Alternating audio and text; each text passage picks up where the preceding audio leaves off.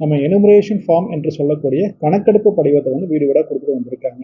இது வரைக்கும் புதுவையில் 91.40% வந்து வாக்கெடுப்பு படிவம், அதாவது இந்த கணக்கெடுப்பு படிவம் வந்து கொடுத்து முடிச்சிருக்காங்க. இது வரைக்கும் கிட்டத்தட்ட ஒரு 9% வந்து கொடுக்காம இருக்காங்க. இந்த 9% வாங்காமல் இருக்கிறது பல்வேறு காரணங்கள் இருக்கலாம். ஒருவேளை அந்த வாக்காளர் இறந்து போயிருக்கலாம், இல்லை பர்மனண்டாக இந்த இடத்துல இருந்து வேற இடத்துக்கு ஷிஃப்ட் ஆகி போயிருக்கலாம், இல்லை வேற எங்கேயாவது போய் பர்மனண்டாக செட்டில் ஆகிருக்கலாம். இது வந்து காரணங்களாக இருக்கலாம். இன்னும் கொஞ்சம் பேர் வேலை நிமித்தமாகவோ இல்லை வெளியூருக்கோ இல்லை அவங்களுடைய சொந்தக்காரங்களை பார்க்கறதுக்காக வெளியே போயிருக்கலாம். ஸோ அவங்கள இது வரைக்கும் இந்த கணக்கெடுப்பு படிவம் வாங்காமல் இருக்கிறவங்க இமிடியேட்டாக எங்களுடைய வாக்குச்சாவடி நிலை அதிகாரிகளை தொடர்பு கொண்டு கணக்கெடுப்பு படிவத்தை வாங்கிக்க முடியும்.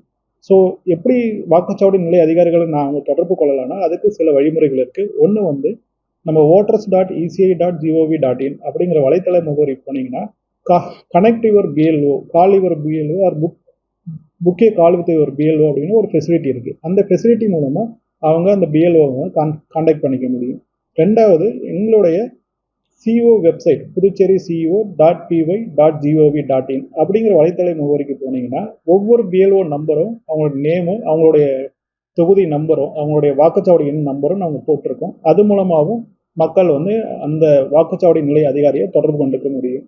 மூணாவது, நம்ம மாவட்ட அலுவலகத்தில் 1950ங்கிற கட்டுப்பாட்டு அறை வந்து இருக்குது. இது ஒரு கட்டணமில்லா தொலைபேசி வசதின்னு இருக்குது. ஸோ இதுக்கு மூலம் இந்த நம்பருக்கு கால் பண்ணுறது மூலமாகவும் மக்கள் வந்து அவங்களுடைய வாக்குச்சாவடி நிலை அதிகாரி யாருங்கிறத தெரிஞ்சுக்கிட்டு அவங்கள கான்டாக்ட் பண்ணி இந்த கணக்கெடுப்பு படிவத்தை வாங்கிக்க முடியும்.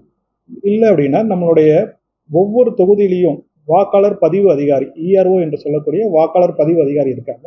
அவங்கள கான்டாக்ட் பண்ணுறது மூலமாகவோ இல்லை அவங்களுடைய அலுவலகத்துக்கு நேராக சொல்கிறது மூலமாகவோ அவங்க வந்து கணக்கெடுப்பு படிவத்தை வாங்கிக்க முடியும். ஸோ பிஎல்ஓ நீங்கள் சொன்னீங்கனாலே போதும், பிஎல்ஓ வந்து உங்கள் வீட்டில் நேராக வந்து இந்த கணக்கெடுப்பு படிவத்தை மீதம் இருக்கிறவங்களுக்கு கொடுத்துருவாங்க.